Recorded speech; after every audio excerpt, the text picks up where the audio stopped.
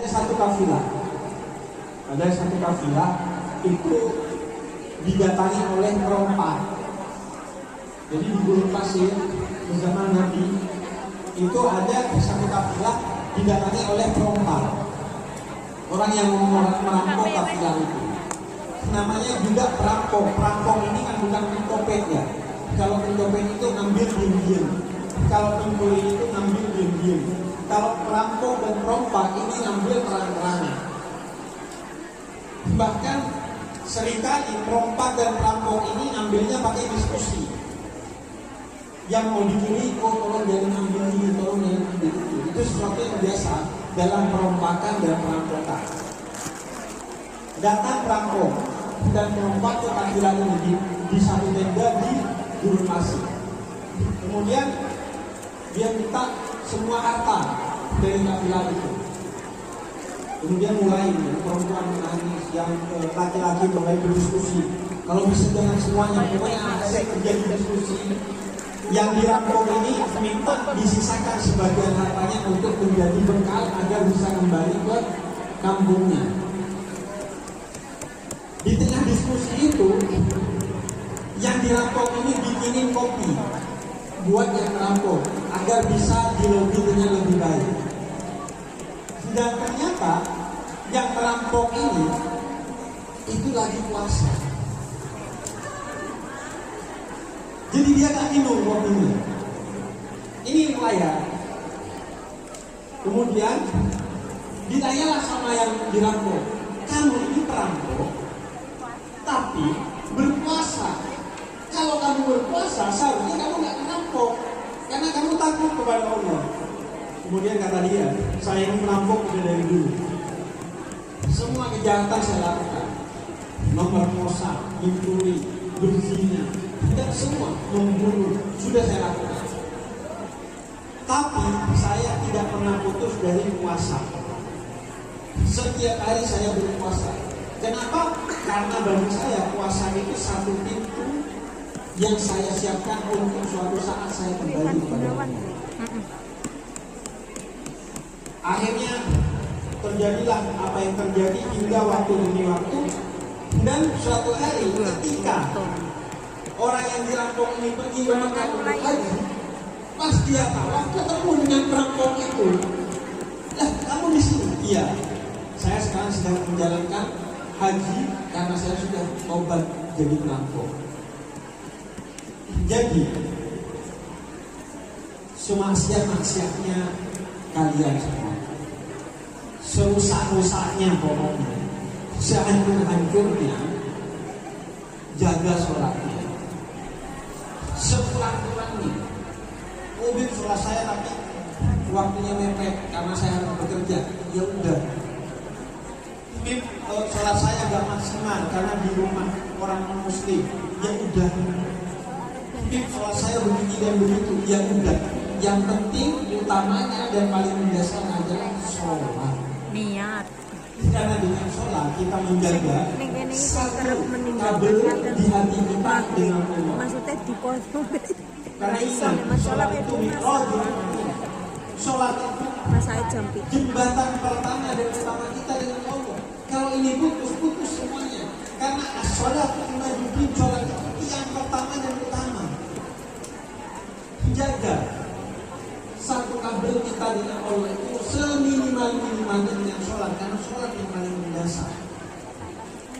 Sholat itu ibadah utama kita. Kita harus untuk sholat. Puasa bisa gak puasa kalau sakit atau lagi perjalanan. Haji bagi yang mampu, yang gak mampu gak usah haji.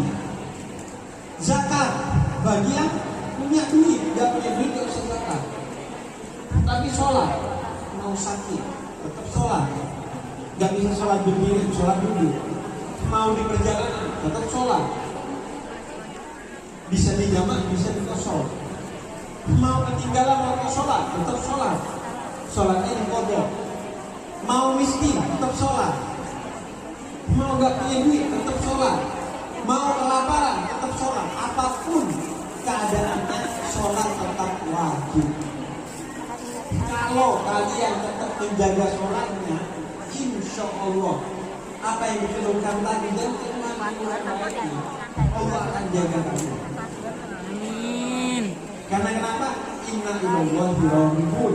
Kita itu hanya bisa berharap dari Allah. Apa yang kita punya kalau udah kehilangan Allah, dan apa yang hilang dari kita kalau masih punya Allah. Dan cara menjaga hubungan kita dengan Allah itu dengan sholat. Dengan sholat berarti kita menjaga hubungan dengan Allah. Sehingga semua masalah-masalah. Karena gini, karena kita kan nggak tahu detailnya. Saya mau ngasih solusi juga nggak tahu detailnya. Kalau nggak tahu detailnya belum tentu saya bisa ngasih solusi. Kalau aku ngasih solusi belum tentu solusi itu bisa diterapkan. Kalau bisa diterapkan belum tentu solusi itu tepat. Artinya yang mana solusi adalah Allah. Maka jaga sholat. Apapun keadaannya, kurang-kurang nggak apa-apa, telat-telat nggak apa-apa. Karena itu yang kita bisa sekarang. Tapi usahakan untuk terus jaga dan terus perbaiki sholat. Estafet. Kalau bisa, juga sempat 2 rakaat aja sholat malam. Tahajud, karena itu jalan terdekat kita dengan Allah. Minta di sana. Allah tidak akan lihat. Karena kata Allah, siapa yang sudah mengangkat tangan maka Allah pasti akan menerima. Allah Hayyu, Allah Maha Hidup. Kemudian aman kalau ada hambanya yang berdoa untuk tidak mengabulkan doa. Jadi tolong dijaga sholatnya. Apapun keadaannya, dijaga sholatnya. Walaupun belum maksimal, dijaga sholatnya. Karena itu yang utama antara kita dengan Allah.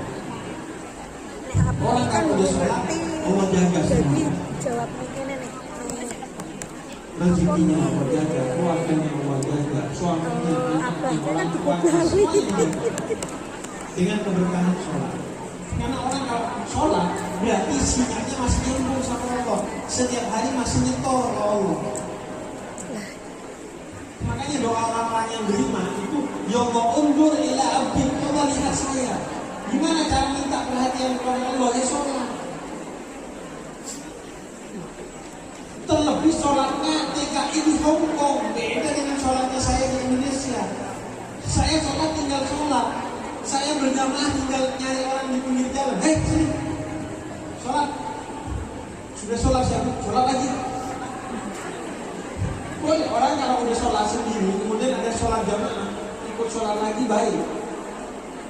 Kecuali sholat Kristen saya banyak. Iya kan? Jadi kalau saya di Indonesia sholat gak berat, tapi kalau di sini sholat berat. Iya. Mau nyari Saya masjid, mau Islam ini mau sholat di rumah pun mungkin mungkin orang ada yang dihalang-halangi dan lain sebagainya. Maka kerjakan sebisanya. Tapi saya kalau sholat berdiri ketahuan majikan jadi repot. Mau cari majikan lagi lebih repot. Sambil nunggu majikan, sholat yang kita belum mampu. Oh sholatnya duduk biar gak kelihatan. Sholat duduk. Oh sholatnya di kamar. Sholat di kamar. Oh sholatnya harus duduknya di bawah. Duduk di bawah. Pokoknya yang penting sholatnya dijaga.